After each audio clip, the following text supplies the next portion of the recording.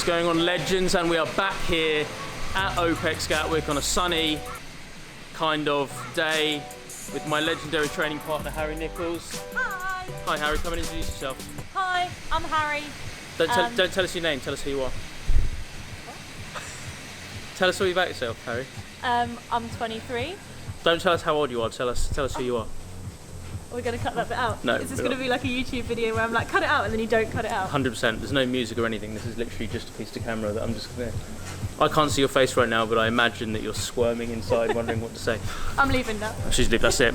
It's the end of our relationship. So, at my lovely company that is Atlas Fitness Conditioning, Harry is now coach for both classes. Been my training partner / the person who runs rings around me for a couple of weeks now, or a couple of months now, I should say. And today, I've got about 3 weeks before the National Fitness Games, which is kind of 2 good training weeks before I start to deload. But today is Metcon Day, and the purpose of today's video and the main kind of message, I've kind of touched on this before in regards to the military connotations. Today I want to focus on the military side of things and functional fitness as well. And it is a demonstration of how I program my conditioning work. So one of the things that I noticed, that if people are in a functional fitness team, and again, this is if you're prepping for the military, this is absolutely for you as well.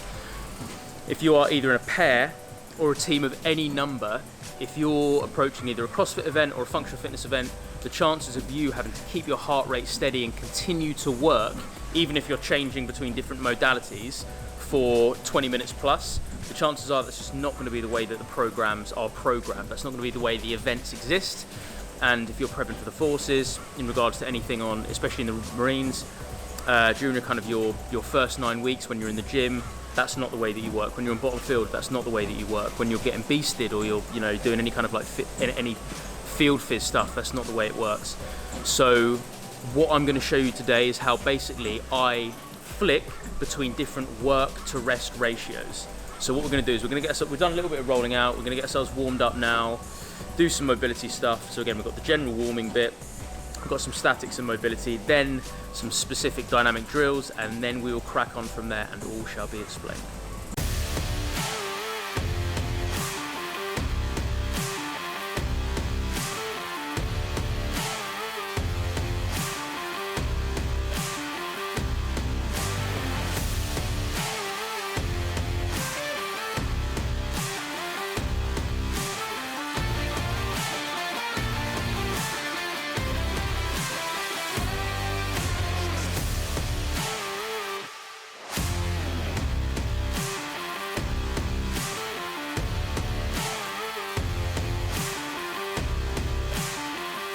General warming stuff done, a little bit of a you go, I go on the rower, 3 rounds through. Now, a bit of mobility, bit of stretching, as we know, some then specific dynamic sprint drills, getting ready for what we will be doing, and then we will crack on.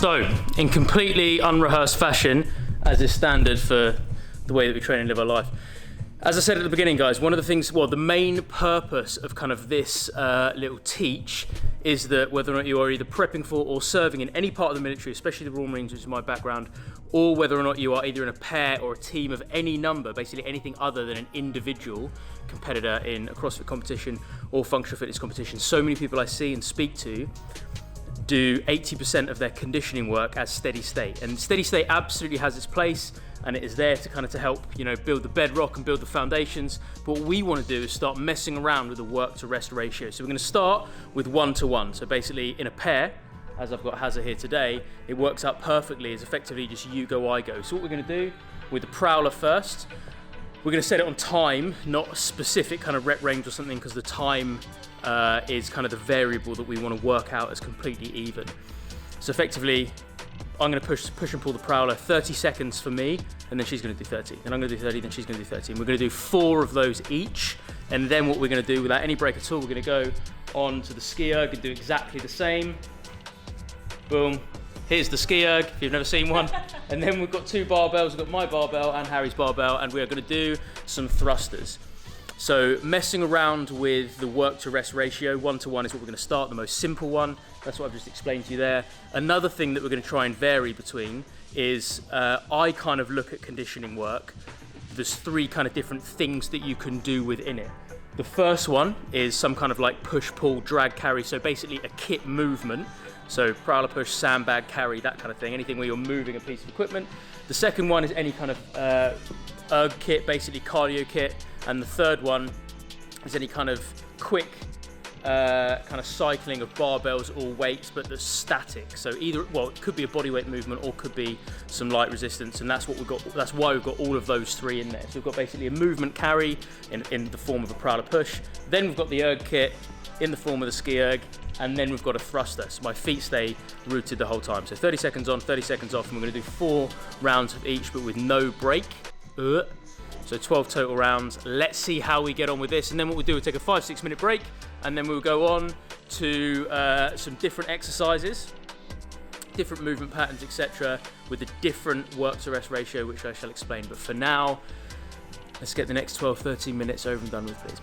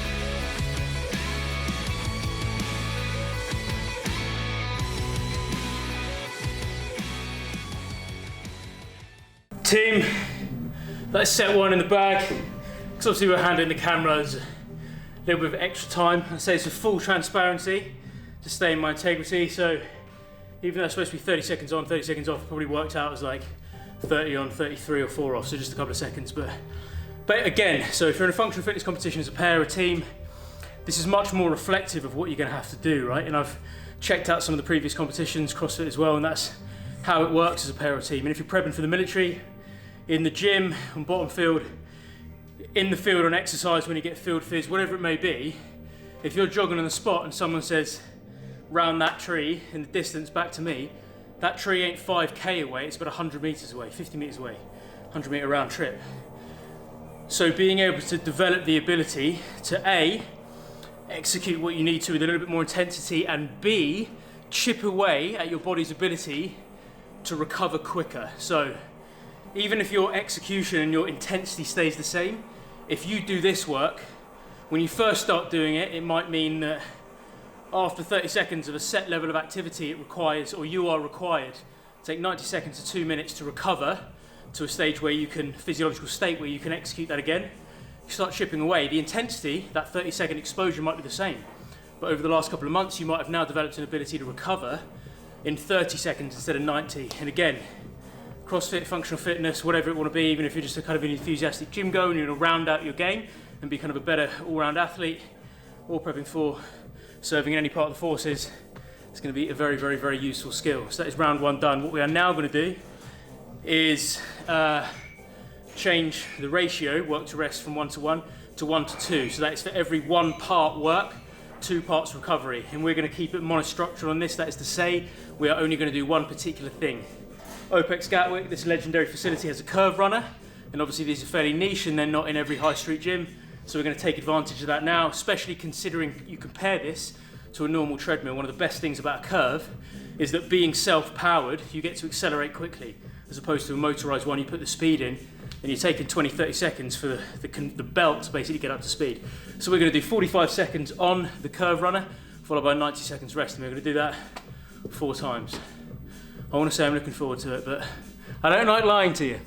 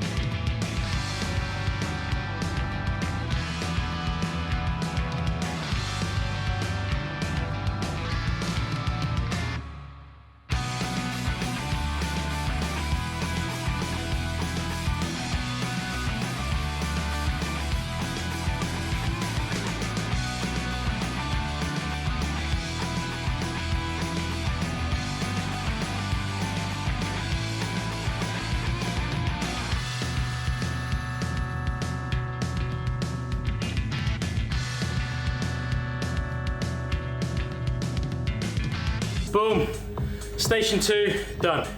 Again, man, if you're ever gonna do anything like this, any short work, and by short I mean anything less than 90 seconds, if running is the modality that you wanna do, you've either gotta do it on a curve runner, or you've actually gotta run. You've gotta do it outside somewhere. You can't use a treadmill. As I said a minute ago, guys, the motorized function just takes flipping ages to get up to speed. It's a waste of time. So we've done, so this whole session is split up into 3 sections. We've done the first one, which is 1 to 1, work to rest. We've done the second one, just that, the monostructural stuff, 1 to 2, so 1 part work, 2 parts rest. We're now going to flip that and finish off. I'm going to do 2 parts work, 1 part rest. So I've got 2 different stations and 30 seconds on each. So I'm going to do a sandbag carry. We've got 2 there. I'm using 60, 40? Yeah, Harry says yes, a 40. So 60, I'm literally going to be doing laps, carrying it, moving nice and quickly but under control, basically as far as I can for 30 seconds. I'm then going to drop and go straight into 30 seconds worth of burpees. Once I've done that, 30 seconds break. So effectively it's 60 seconds on, 30 seconds off. 2 parts work, 1 part rest. Let's see how we get on, and do not fall into the kind of the intellectual trap of thinking that more total volume is worse. It's not, or harder, or better. It's none of those things. I guarantee you, for anyone who's done a 20-minute AMRAP, they're disgusting and they're cheeky, but I personally find them easier to execute than something that is, 30 seconds on, 30 seconds off for 20 minutes. Trust me, even though you think, well, that's half the work, it's not the way it works. So, sandbag carry and burpees now, 6 seconds on, 30 seconds off. Let's get straight into it.